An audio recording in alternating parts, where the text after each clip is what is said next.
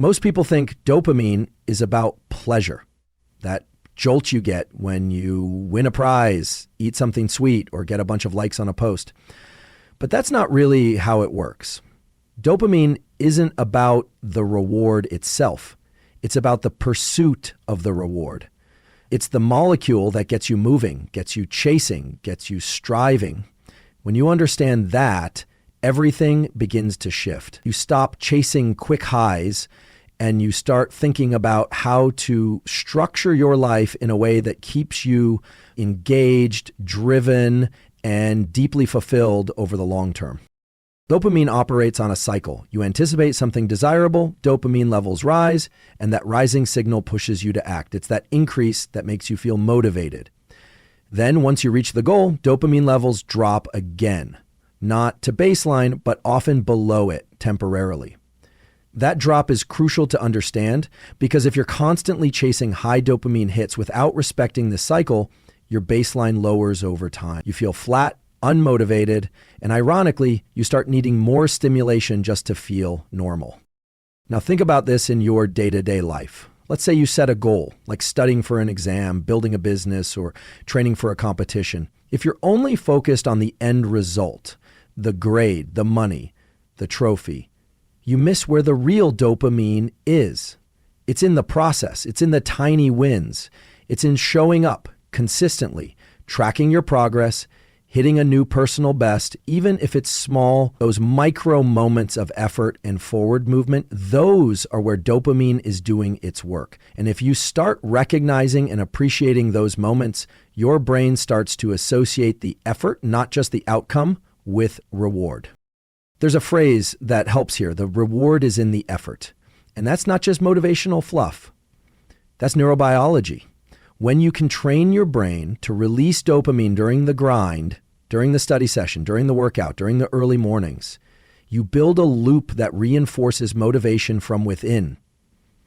It's powerful because now you're not relying on some external outcome to feel good. You're generating that forward drive from your own behavior. But this also means we need to be careful about how often we spike dopamine artificially. Every time you scroll for a dopamine hit, binge on junk food, or consume constant novelty without effort, you're cashing in on that system. And the brain remembers. It starts to expect big rewards for little effort. Over time, it becomes harder to feel motivated by the slow, meaningful progress that actually builds your life. So we need to treat dopamine with respect. It's not unlimited. It adapts. And when we learn to understand its rhythms, we can use it rather than letting it use us. This also explains why people sometimes feel a crash after achieving a major goal. Maybe you've experienced it. You work for months on something important. Maybe it's a launch, a race, a big test.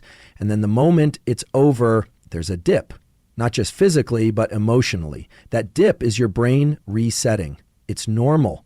But if you don't understand what's happening, you might think something's wrong with you. There's nothing wrong. That's biology. The key is to ride that wave, take a break, let your baseline reset, and then engage again with purpose. What really changes the game is when you realize that you can influence when, how, and why dopamine is released. You can decide what's worth getting excited about. You can condition your brain to find meaning in effort, not just outcomes. And when you do that, motivation becomes less about hype and more about alignment. You feel more in control, more grounded, and more consistent. Not because you're on fire every day, but because you understand the system running underneath your behavior. So once you understand the dopamine cycle, you realize that motivation isn't something you wait for, it's something you train. One of the most important things we need to understand about dopamine is that not all sources of it are created equal. There's a big difference between how your brain responds to natural dopamine versus how it responds to artificial spikes. And this difference doesn't just affect how you feel in the moment, it determines your baseline motivation, your ability to focus, and even your capacity for long-term satisfaction. If you're constantly getting dopamine in ways that are quick, easy, and low effort, you're conditioning your brain to expect that kind of reward. And over time, that rewires your system in a way that makes meaningful effort feel like a burden instead of a gift. So let's talk about those differences. Natural dopamine sources are tied to effort, learning, movement, challenge, things that stretch you just a bit beyond your comfort zone. When you engage in these activities, your dopamine rises gradually and then tapers off in a healthy way. It keeps your system balanced. Think of things like exercise, reading something challenging, making real progress on a goal, spending time in nature, or having a deep conversation. These are things that create a sense of meaning. They take time and they require something from you, but the reward you get from them isn't just immediate, it lasts. Artificial dopamine spikes are the opposite. They bypass the effort. They shortcut the process. You get the reward signal without doing anything meaningful to earn it. Social media is a classic example. You post, you get likes, you scroll, you get novelty. Same with highly processed foods. You don't hunt, cook, or prepare. You open a package and get a huge dopamine hit. Video games, pornography, compulsive online shopping, these all do the same thing. And the problem isn't that these things exist. The problem is what they do to your dopamine baseline when they become the default. Here's what happens neurologically. When you hit the system with big, fast spikes of dopamine, your brain responds by downregulating dopamine receptors. It says, this is too much. We need to pull back. So your baseline levels drop. That means the next time you go to do something hard, something like studying, writing, exercising, or learning a new skill, it feels more difficult than it should.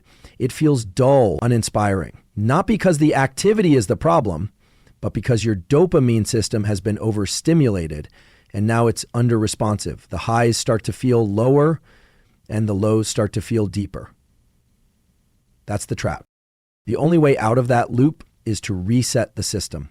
And that takes some discipline. It means consciously choosing to reduce or eliminate the things that hijack your dopamine, at least for a period of time. When you do that, when you stop chasing those easy hits, something remarkable happens. Your baseline starts to rise again. Slowly, yes, but surely. And as it rises, you start to feel more motivated by the things that truly matter, the things that build your life, the things that align with your deeper values. One thing that helps is becoming aware of how your environment is designed.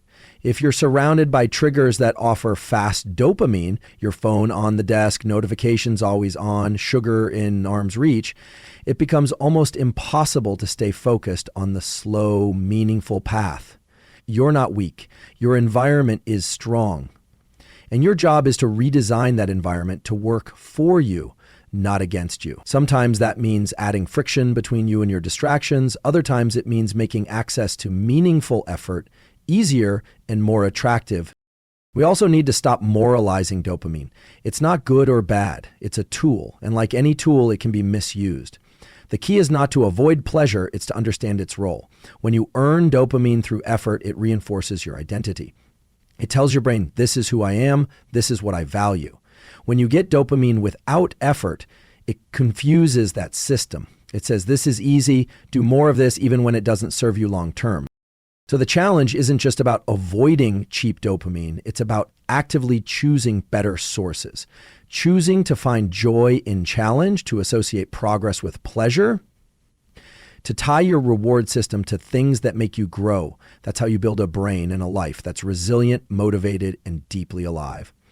You don't need less dopamine. You need to earn it the right way. One of the most powerful things you can do to take control of your motivation and focus is to become intentional about when and how you access dopamine. Most people are completely reactive when it comes to their brain's reward system. They wait for motivation to appear, they chase short-term pleasure whenever it shows up, and they wonder why their drive feels inconsistent, why some days they're energized and others they can't even start. But there's a different way to live, and it starts with a concept I call dopamine scheduling. Dopamine scheduling means becoming deliberate about how you structure effort and reward. It's about placing rewards after effort instead of before. It might sound simple, but the impact it can have on your behavior and mindset is enormous. See, your brain learns to associate pleasure with whatever precedes the dopamine release. If you give yourself a reward after hard work, your brain starts to enjoy the effort itself. But if you give yourself the reward before the work or without any effort at all, the brain has no reason to value the process, and motivation suffers. And this is why indulging in pleasure before the work, like checking social media first thing in the morning or eating a sugary snack to get started, often backfires. You're feeding your dopamine system without engaging your effort circuits. Over time, that teaches your brain that stimulation comes easily without challenge. So when you sit down to focus or train or study, it feels like a letdown. Your dopamine system has already been satisfied. But if you flip that, if you put effort first, then reward, your brain starts to crave the process, not just the outcome. The good news is you can begin this shift right away. For example, start your day with something effortful. Maybe it's a short cold shower, a focused workout, journaling, or deep work on a meaningful task. You delay the dopamine hit. Then, once that's done, you let yourself enjoy something pleasurable.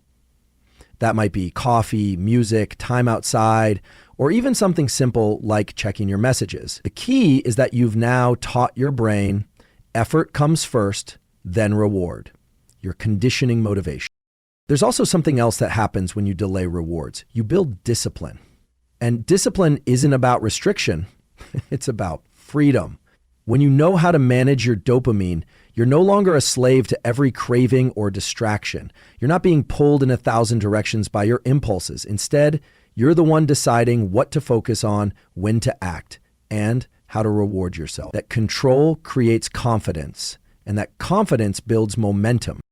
But this doesn't mean you avoid pleasure. In fact, pleasure becomes more meaningful when it's earned. When you push yourself through a tough challenge and then enjoy the reward, your brain lights up in a more balanced, sustainable way. And that balance is crucial. Too much dopamine too often and the system burns out. Too little and you feel flat, unmotivated. But when you schedule it, when you earn it, you keep the system sensitive, responsive, and healthy. One of the simplest ways to apply this is to look at your day and ask, where am I placing my rewards? Am I earning them, or am I giving myself hits of pleasure without effort? If it's the latter, no judgment, just awareness. That awareness is the starting point for change.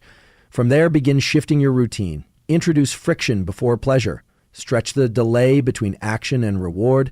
Make your brain work a little for the things it enjoys. You'll be surprised how quickly it adapts. Eventually, something even more powerful starts to happen. You begin to feel a sense of satisfaction, not just after the work, but during it. Your mind starts to associate effort itself with reward. And that's the point where motivation becomes almost self-sustaining. You're not chasing dopamine anymore, you're generating it. You're no longer dependent on outside stimulation. You've trained your brain to find meaning and pleasure in the very act of growth itself. Earn your dopamine and you'll earn your freedom. If you really want to take control of your motivation, focus, and long-term satisfaction, you can't just rely on willpower alone. You have to look at your environment, what you surround yourself with every day, and how that environment is either supporting or sabotaging your dopamine system. Because dopamine doesn't exist in isolation. It responds to cues. It responds to light, movement, nutrition, rest, and even the people you interact with. Every part of your routine either helps to build a strong, healthy baseline or chips away at it slowly over time. Let's start with something simple but incredibly powerful: sunlight. Getting natural light in your eyes early in the day sets off a cascade of effects that regulate your dopamine levels throughout the day and help you sleep better at night. And sleep, as we'll get to, is non-negotiable when it comes to healthy brain function. When you expose your eyes to sunlight within the first hour of waking, you send a clear signal to your brain. It's time to be alert, focused, and productive. That's a natural dopamine trigger, and it's one of the easiest things you can do to improve your drive and focus. Movement is another major factor. You don't need a full workout to get the benefit. Just moving your body, even for a short walk, increases dopamine and boosts motivation. And here's the interesting part. Effortful physical movement doesn't just raise dopamine in the moment. It teaches your brain that effort equals reward. It reinforces that connection. The more often you move your body with intention, the more you strengthen that circuitry. Your brain begins to expect satisfaction from effort, and that spills over into everything you do. Nutrition plays a role too. Your brain can't make dopamine out of thin air. It needs the right building blocks, amino acids like tyrosine, which come from protein-rich foods, and it needs micronutrients like magnesium, iron, and B vitamins to keep the system functioning. When your diet is built around whole, nutrient-dense foods, your brain has the tools it needs to create and regulate dopamine. But when your diet is full of ultra-processed, high-sugar, low-nutrient foods, not only are you missing the raw materials, you're also creating inflammation that interferes with dopamine signaling. Now let's talk about sleep. Deep, high-quality sleep is where your brain resets its dopamine sensitivity. It clears out waste, it repairs cells, and it allows the dopamine system to recalibrate. Without sleep, even the most powerful motivation techniques won't land. Your baseline drops, you feel foggy, you lose the ability to access effort easily. So if you're serious about controlling your dopamine, sleep isn't optional, it's foundational. The point here is that you're not just a mind trying to control motivation through thought. You're a body, a system, and your system responds to rhythms, routines, and signals. The more you align those with what your biology actually needs, the easier it becomes to stay focused, driven, and resilient. It's not about being perfect. It's about stacking small, supportive habits that nudge your dopamine system in the right direction. When you design your environment with intention, you stop fighting your biology and you start working with it. One of the most misunderstood aspects of motivation and focus is that they aren't just emotional states. They're biochemical processes that can be shaped moment by moment, and dopamine plays a central role in that. When we talk about focus, what we're really talking about is the ability to stay engaged with a task over time, despite distractions or discomfort. And that ability depends heavily on how well we manage the natural rhythms of our dopamine system. Every time you start a task, your brain makes a calculation. Is this worth my energy? Dopamine helps answer that question. If the task feels rewarding or interesting, dopamine rises and focus follows. If it doesn't, you'll feel restless, bored, or mentally fatigued. But here's the good news. You don't need to wait for dopamine to show up on its own. You can create the conditions that make focus more likely by working with your brain, not against it. One of the most effective ways to do this is by breaking your tasks down into smaller, clear, achievable goals. Why? Because each time you complete one of those micro tasks, your brain gives you a small burst of dopamine. That mini reward keeps the motivational engine running. It creates momentum. It tells your system we're making progress, and that progress feels good. So instead of tackling a huge, vague project all at once, structure it into steps where each completion gives your brain a reason to stay engaged. Equally important is learning how to reset your dopamine system throughout the day. Focus isn't endless. Eventually, dopamine levels start to drop and you begin to feel mental fatigue. Most people try to push through it, or worse, they reach for instant stimulation, scrolling, snacking, or switching tasks. But that only adds noise. A better approach is to allow real reset. That means stepping away from stimulation for a few minutes, taking a short walk without your phone, closing your eyes in silence, even just staring out the window. These non-dopaminergic resets give your system time to come back to baseline naturally. In a world that's constantly throwing novelty at you, the ability to sit with boredom, even for a little while, becomes a superpower. It teaches your brain to become sensitive to smaller, more meaningful sources of reward. It also strengthens your capacity for delayed gratification, which is one of the most important psychological traits when it comes to long-term success. The more you can tolerate discomfort without immediately seeking relief, the more control you gain over your time, attention, and ultimately your life. There's also something to be said for managing the emotional tone of your focus. If you're constantly pushing with anxiety, pressure, or resentment, the system eventually resists. But if you can inject even a little bit of curiosity, challenge, or play into your work, dopamine flows more easily. You can't fake interest, but you can choose to reframe the task. Ask better questions, set meaningful stakes, remind yourself why it matters. These shifts don't just change your mindset, they change your chemistry. You don't have to wait for motivation to focus. You can create it by managing your dopamine with intention. If we're going to talk about controlling dopamine for motivation, focus, and satisfaction, we have to address one of the most overlooked but powerful strategies: intentionally stepping away from dopamine altogether. That means building moments of stillness, silence, and low stimulation into your daily life. not as an escape, but as a reset. Because just like any system, your dopamine circuitry needs space to recover, recalibrate, and become sensitive again. We live in a time where every moment is filled with noise. If there's even a second of boredom, we reach for something, a screen, a scroll, a snack, and at first it feels harmless. But over time, constantly stimulating the brain in this way dulls its ability to enjoy anything that requires effort, presence, or depth. That's why things that used to feel satisfying, like reading, writing, or just sitting in conversation, can start to feel harder or less interesting. It's not that you've changed. It's that your brain is overstimulated and under-recovered. Dopamine resets don't require anything fancy. In fact, the best ones are often the most simple. 10 minutes of quiet, a short walk without your phone, sitting outside and doing absolutely nothing, letting your mind wander, no agenda, no goal, just space. What you're doing in those moments is allowing the baseline of dopamine to stabilize again. You're giving your brain room to become sensitive to natural rewards instead of chasing artificial ones.